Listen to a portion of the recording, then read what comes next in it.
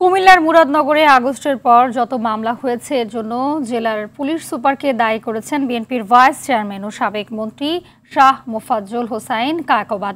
শনিবার বিকেলে কুমিল্লার হায়দ্রাবাদ শামসুল হক ডিগ্রি কলেজ মাঠে এক সমাবেশে তিনি এমন অভিযোগ করেন।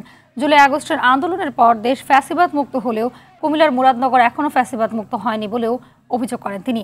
এনসিপি পতিত আওয়ামী লীগের পুনর্বাসনে ব্যস্ত বলেও মন্তব্য করেন বিএনপির ভাইস চেয়ারম্যান কায়কোবাদ।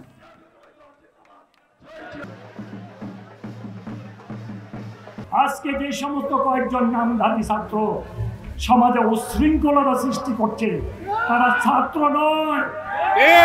আপনাদের এই কলেজের মাঠে আমি বলতে চাই, এই কলেজ, এইখানের স্কুল, এইখানের যত প্রতিষ্ঠান আছে এদের মধ্যে কি 0.01% ওইসব ছাত্র আছে যারা এই গণ্ডগোলগুলি করতেছে?